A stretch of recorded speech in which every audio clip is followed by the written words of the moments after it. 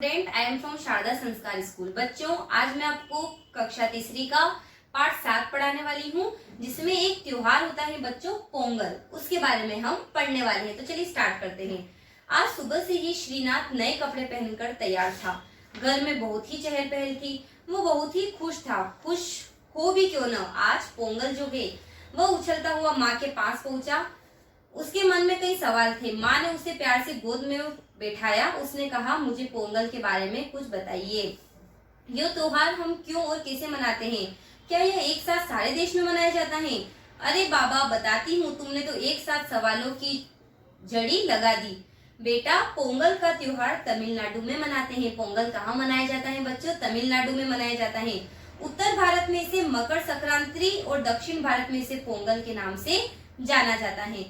दक्षिण भारत में जनवरी में धान की फसल की कटाई होती है। नए धान को कूटकर नया चावल घर में आता है। नई फसल के नए चावलों का भोग सूर्य देवता को लगाया जाता है।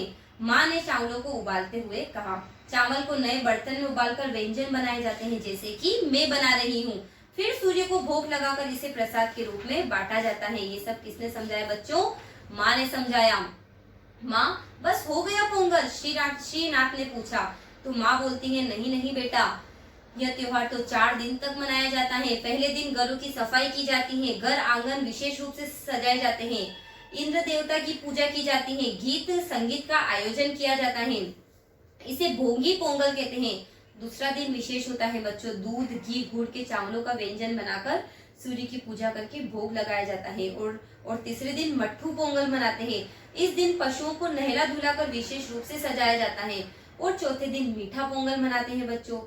इस दिन बहनें अपने भाइयों की पूजा करती हैं और उन्हें मीठे व्यंजन बनाकर खिलाती हैं। और पर्व की समाप्ति के दिन शाम से उत्सव समारोह आरंभ हो जाते हैं। वे एक दूसरे को नए साल की शुभकामनाएं देते हैं। इस तरह मनाया जाता है पोंगल का पर्व। आज यह पर्व केवल दक्षिण भारत का पर्व नहीं रह गया, बल्कि पूरे भारत में यह हर्षोल्लास से मनाया जाता है। अरे वाह, इसका मतलब हम भी दो दिन और मस्ती करेंगे, श्रीनाथ ने खुश होकर कहा।